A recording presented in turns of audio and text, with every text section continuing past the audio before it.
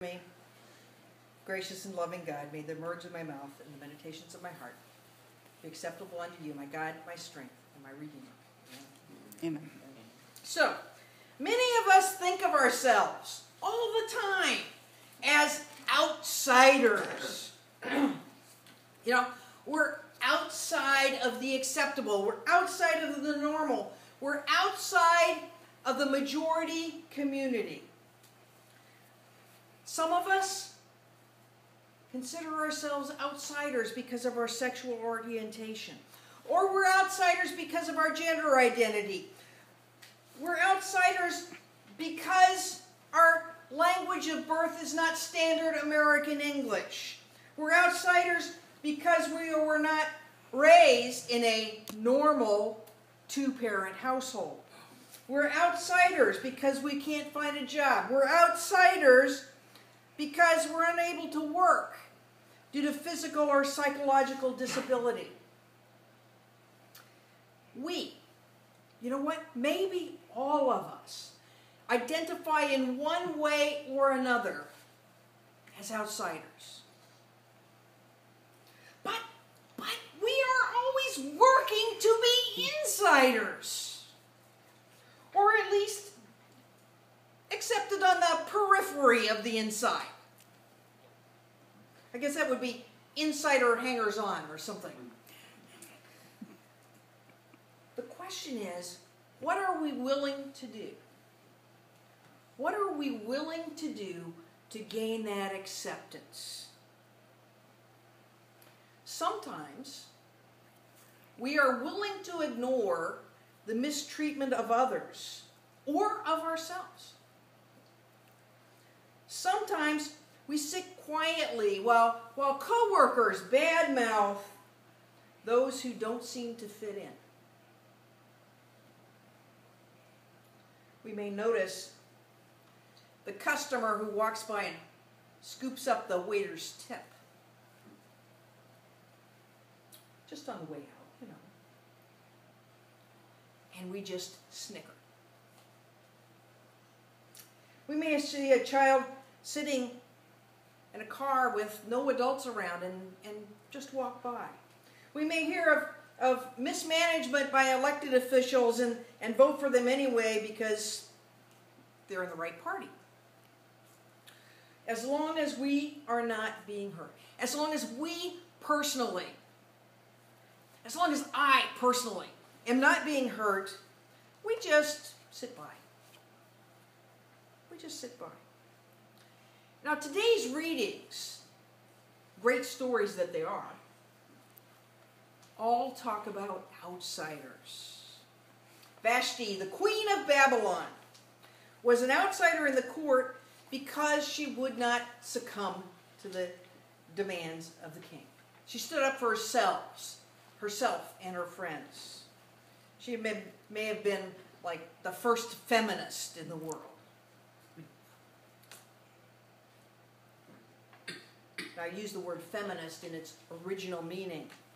One who believes that women are equal to men and that we all need to work to ensure that equality is acceptable in society. And Vashti did not sit by. Now, sometimes in our churches or other organizations, we worry that someone won't fit in. And we discourage them from even applying. And we may use that secret ballot to keep them from being a part of our organization. Or we may just ignore them when they become members. This is true of many churches. We're very picky about who they will accept. Here at Milwaukee MCC, we claim to be accepting of all. And I think we do a pretty good job of being accepting. But we can always do better. Maybe we can try to emulate Philip.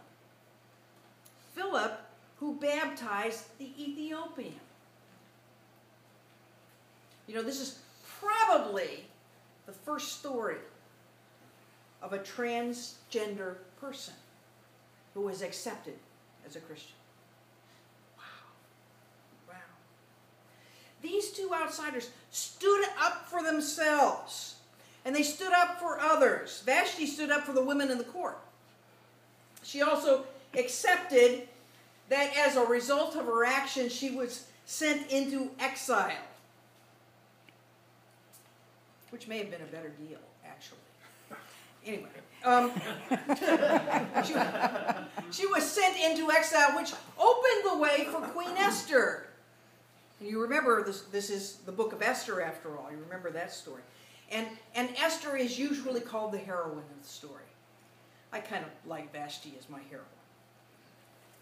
And the eunuch said, "Why may I not be baptized? Why not? Why not?"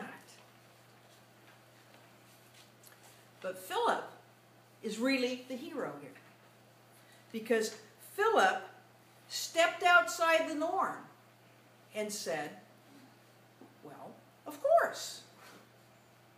Well, of course. There is no why not. Of course you may be baptized." Stepped outside the norm, and he accepted someone who was different. And then there was Jesus. He entered into the outer area of the temple. This is the place where commerce occurred. Animals were inspected and sold as perfect for sacrifice. Roman money, which everyone used, but which had the image of the emperor, had to be changed for shekels that could be used as donations. And, sometimes we think that the very act of selling the animals or changing money is what Jesus was angry about. I don't think so. I don't think so, because I think he was angrier that people couldn't bring their own animals for sacrifice. And that the cost of making a sacrifice, because they had to go and purchase an animal at the temple, was too high a price. And that the money changers charged a price for changing the money. Go to any foreign exchange place, that you pay a little price to change your money. But it was too high. It was too high for most people. So they were outside of the temple. Probably most of the people were outside. And Jesus, at least the way I read the New Testament, Jesus was all about inclusion. He hung out with outsiders, tax collectors and fishermen and lepers and women. He invited non-Jews to eat with him. He touched the unclean. And the earlier followers did not need to pass a test of support or recite a creed to be accepted. They just had to follow. They just had to follow. So this month, as we celebrate difference, the month of June is the month of Pride, and we have our Pride flags with all of the colors.